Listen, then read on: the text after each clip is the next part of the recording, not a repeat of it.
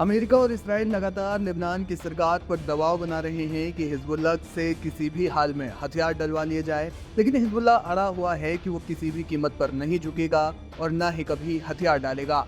इसी कड़ी में हिजबुल्लाह के चीफ नईम कासिम ने लेबनानी सरकार को एक तरह से गृह युद्ध की धमकी दी है। हाल ही में एक टेलीविजन भाषण में लेबनानी सरकार को चेतावनी दी कि हिजबुल्लाह को निरस्त करने की कोशिश देश को आंतरिक विस्फोट और गृह युद्ध की ओर ले जा सकती है। नईम कासिम का ये बयान तब सामने आया है जब लेबनानी सरकार ने अमेरिका समर्थित एक प्रस्ताव के तहत हिजबुल्लाह के हथियार जब्त करने की योजना बनाई है। 15 अगस्त को हिजबुल्लाह के नेता नईम कासिम ने अल मनार टीवी पर अपने भाषण में कहा कि लेबनानी सरकार का हिजबुल्लाह को निशस्त्र करने का निर्णय अमेरिका और इस्राएली साजिश का हिस्सा है। उन्होंने इसे लेबनान की संप्रभुता और प्रतिरोध के खिलाफ बताया। कासिम ने चेतावनी दी कि यदि सरकार ने हथियार जब्त करने की कोशिश की तो ये देश को करबला शैली की लड़ाई की ओर ले जाएगा, जो शिया मुसलमानों के लिए बलिदान और प्रतिरोध का प्रतीक है। उन्होंने स्पष्ट किया कि हिजबुल्लाह अपने हथियार तब तक नहीं छोड़ेगा जब तक इसराइल की आक्रामकता और कब्जा उनका जारी रहेगा।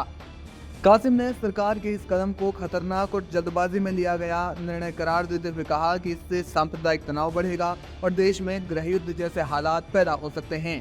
उन्होंने ये भी संकेत दिया कि हिजबुल्लाह और इसके सहयोगी जैसे अमल आंदोलन बड़े पैमाने पर विरोध प्रदर्शन शुरू कर सकते हैं, जो अमेरिकी दूतावास तक पहुंच सकते हैं। लेबनानी सरकार का रुख और निरस्त्रीकरण का प्रस्ताव। लेबनानी सरकार ने 7 अगस्त 2025 को एक प्रस्ताव पारित किया जिसमें सेना को हिजबुल्लाह के हथियारों को जब्त करने और दक्षिणी लेबनान में सरकारी नियंत्रण स्थापित करने की रणनीति तैयार करने का आदेश दिया गया। इस रणनीति को 31 अगस्त तक कैबिनेट के समक्ष पेश किया जाना है। ये निर्णय नवंबर 2024 में इसराइल और हिजबुल्लाह के बीच हुए युद्ध विराम के कार्यान्वयन का हिस्सा है, जिसमें दक्षिणी लेबनान से इस्राएली सेना की वापसी के बदले हिजबुल्लाह के निरस्त्रीकरण की शर्त शामिल थी। लेबनान के प्रधानमंत्री नवाफ सलाम ने कासिम के बयान की निंदा करते हुए इसे अस्वीकार्य बताया और गृह युद्ध की अप्रत्यक्ष धमकी बताया। सलाम ने कहा कि सरकार का निर्णय पूरी तरह से लेबनानी हितों को ध्यान में रखकर लिया गया है और किसी भी संगठन को राज्य के नियंत्रण से बाहर हथियार रखने की अनुमति नहीं दी जाएगी। उन्होंने जोर देकर कहा कि ये कदम देश में स्थिरता और शांति लाने के लिए बेहद जरूरी है। हिजबुल्लाह ने सरकार के निर्णय को अमेरिका और इसराइल और सऊदी अरब के दबाव का परिणाम बताया। कासिम ने सऊदी अरब की भी आलोचना की, उसे अमेरिकी दूतों का पिट्ठू करार दिया।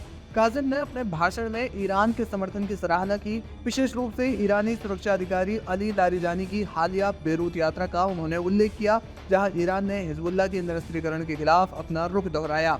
ईरान के विदेश मंत्री अब्बास अराक्ची ने भी कहा कि निरस्त्रीकरण का निर्णय अंततः हिजबुल्लाह पर निर्भर करता है और ईरान इसका समर्थन करता है, लेकिन वो इसमें हस्तक्षेप नहीं करेगा। जानकार मानते हैं कि लेबनान इस समय एक नाजुक मोड़ पर है। यदि सरकार और हिजबुल्लाह के बीच बातचीत विफल रही तो सशस्त्र टकराव की संभावना बढ़ सकती है।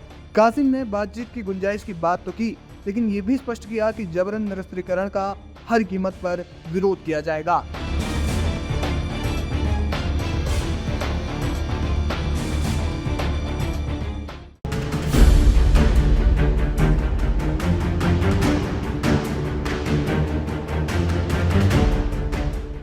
मिडिल ईस्ट और दक्षिण काकेशस में ईरान की बढ़ती सक्रियता ने अमेरिका की क्षेत्रीय रणनीति को गंभीर चुनौती दी है। एक तरफ ईरान ने आर्मेनिया के साथ मिलकर जंगेजुर कॉरिडोर की योजना को ठेंगा दिखाया है, तो वहीं दूसरी ओर लेबनान में हिजबुल्लाह को मजबूत कर अमेरिका और उसके सहयोगियों के मंसूबों पर पानी फेर दिया है। ये सब उस समय हो रहा है जब अमेरिका इन दोनों क्षेत्रों में अपने प्रभाव को बढ़ाने की कोशिश में जुटा था।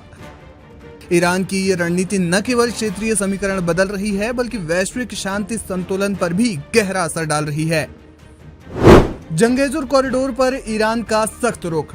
जंगेजुर कॉरिडोर, जो अजरबैजान को उसके नक्शिवन क्षेत्र से जोड़ने के लिए आर्मेनिया के सूनिक प्रांत से होकर गुजरने वाला एक प्रस्तावित परिवहन मार्ग है, हाल के महीनों में विवाद का केंद्र बना हुआ है।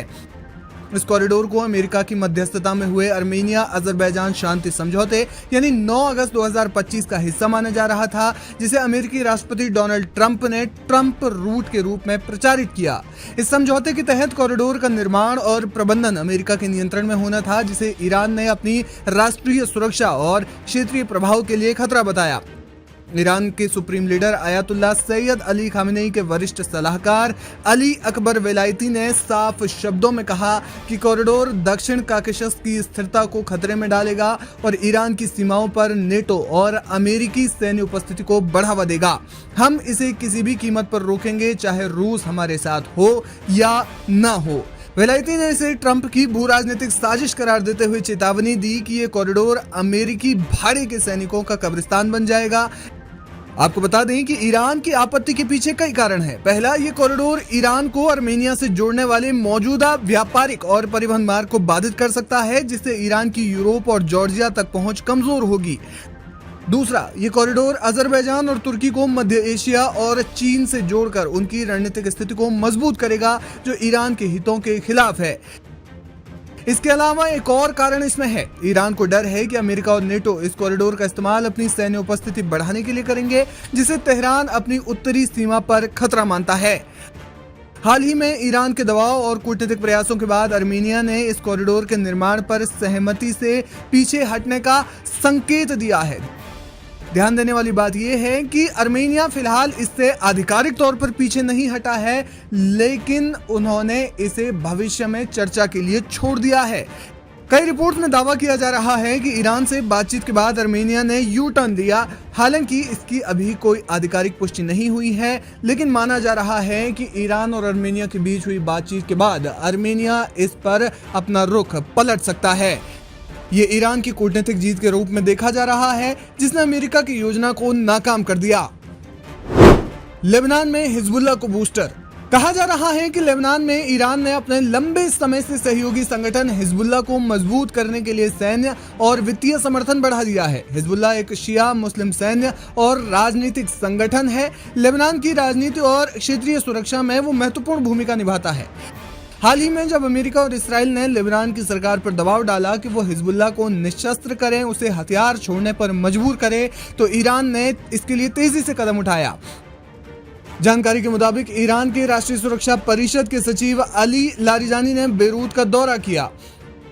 अनधिकारिक तौर पर यह जानकारी सामने आई है कि उन्होंने हिजबुल्लाह के नेताओं से भी मुलाकात की। अमेरिका ने आर्मेनिया और लेबनान में अपने प्रभाव को बढ़ाने की कोशिश की, लेकिन ईरान की सक्रियता ने उसके मंसूबों पर पानी फेर दिया। जंगेजुर कॉरिडोर को लेकर अमेरिका की योजना क्षेत्र में व्यापारिक और सैन्य नियंत्रण स्थापित करने की थी, लेकिन ईरान के सख्त रुख और आर्मेनिया के पीछे हटने के संकेत से ये योजना अधर में इस वक्त लटक गई है।